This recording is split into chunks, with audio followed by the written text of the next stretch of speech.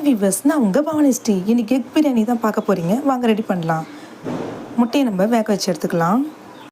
வெங்காயம் தக்காளி பொடியை நறுக்கிக்கலாம். பச்சை மிளகா, புதினா, கொத்தமல்லி, இஞ்சி பூண்டு பேஸ்ட்டு தேவையான அளவு. எண்ணெய் ஊற்றிக்கலாங்க.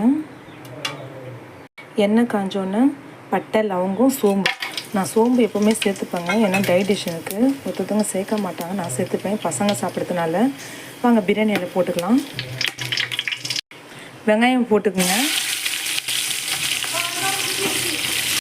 கல்லுப்பு சேர்த்துக்கலாங்க. நான் கல்லுப்பு தாங்க நான் சேர்த்துப்பேன். வெங்காயம் நல்லா வதக்கியாச்சு. இப்போ நம்ம இஞ்சி பூண்டு பேஸ்ட்டு ஜாயின் பண்ணிக்கலாம்.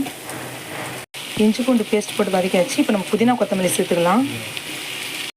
புதினா கொத்தமல்லி போட்டு வதக்கியாச்சு. இப்போ நம்ம நெக்ஸ்ட்டு தக்காளி போடலாம். நீங்கள் நினச்சிக்கலாம், போன வாட்டை காளான் பிரியாணியில் இவங்க அரைச்சி போட்டாங்களே, இந்த வாட்டி அரைச்சி போடலன்னு. ஏன்னா ஒரு டிஷ்ஷுக்கும் ஒரு டேஸ்ட்டு கொடுக்கும், அதனால தான் முட்டை பிரியாணிக்கு இப்படி போட்டால் கொஞ்சம் நல்லாயிருக்கும். தக்காளி கூட நம்ம தயிரும் சில்லி பவுடரும் சேர்த்துக்கணும். கூடவே பச்சை மிளகாவும் சேர்த்துக்குங்க, வாசனையாக இருக்கும். இந்தமாரி கிரேவியாக வந்த பிறகு நம்ம அரிசி சேர்த்துக்கலாங்க. இப்போது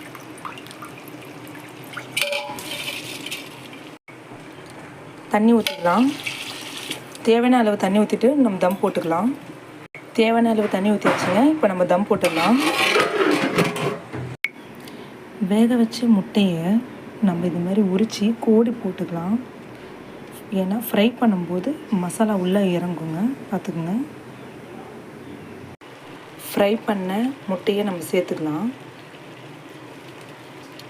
5 மினிட்ஸ் தம் போட்டு இறக்கிடலாம். அவ்வளோதாங்க, சிம்பிள் எக் பிரியாணி ரெடி.